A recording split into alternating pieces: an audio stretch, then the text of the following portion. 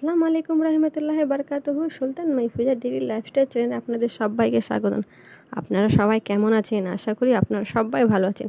আমরাও আল্লাহর রহমতে ভালো আছি। আমি এখানে খুব সুন্দর একটা রেসিপি নিয়ে এসেছি। আপনারা পুরো ভিডিও দেখুন, খুব ভালো লাগে। নিশ্চয়ই আপনার থাম্বনেল বেজে বুঝতে পেরে গেছেন আমি কী নিয়ে এসেছি। হ্যাঁ বন্ধুরা, একটা লাইক দিয়ে আপনারা ভিডিওটা অবশ্যই দেখবেন। টেনে টেনে কেউ ভিডিওটা দেখবেন না, পুরো সম্পূর্ণ ভিডিওটা দেখবেন। আশা করি আপনাদেরকে ভালো লাগবে। চলো স্টার্ট করি আমি কিভাবে রান্না করলাম।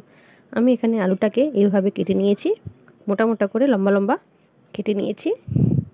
পেঁয়াজ কুচি নিয়েছি দুটো কাঁচকলা নিয়েছি, আর বেগুন নিয়েছি, আর এদিকে মাছ নিয়েছি আর কি, ফ্রিজে ছিল সেই মাছটা নিয়েছি, রুই মাছ।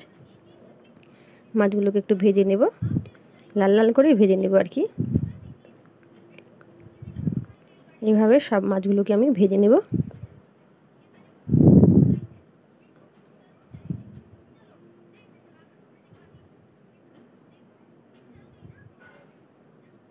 মাছগুলো আমার ভাজা হয়ে গেছে।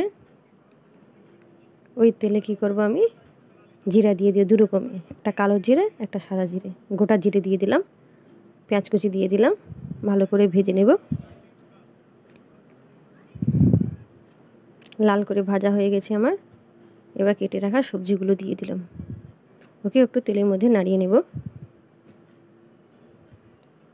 লবণ স্বাদ অনুসারে আপনারা দেবেন।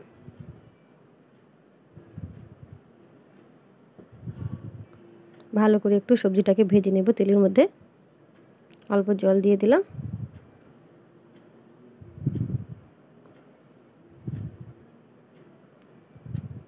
হলুদ পাউডার দিয়ে দিলাম 1 চামচ, ধনিয়া পাউডার দিয়ে দিলাম 2 চামচ, লঙ্কা পাউডার দিয়ে দিলাম 1 চামচ, আর জিরে পাউডার দিয়ে দিলাম 1 চামচ।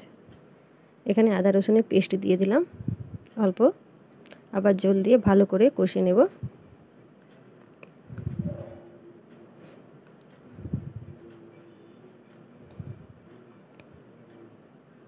ভালো করে কষে নিতে হবে। অল্প অল্প জল দিয়ে আমি ভালো করে কষে নিচ্ছি।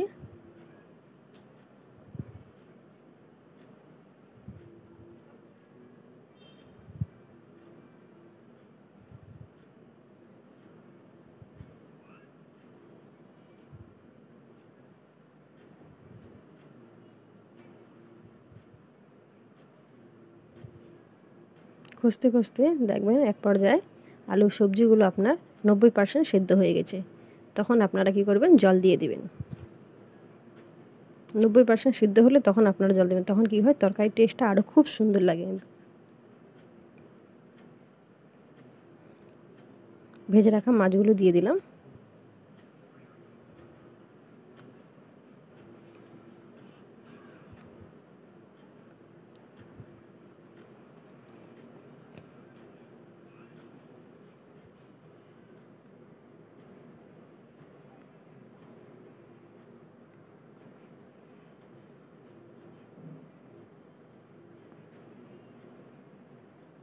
আমি এখানে পাতলায় ঝোলে রাখবো।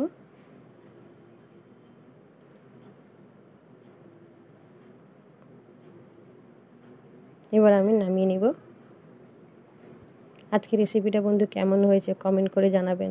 এইভাবে রান্না করবেন, খুব সুন্দর লাগে। আবার দেখা হবে পরের রেসিপি নিয়ে। বাই, আল্লাহ হাফিজ। তোমরা সবাই ভালো থেকো, সুস্থ থেকো।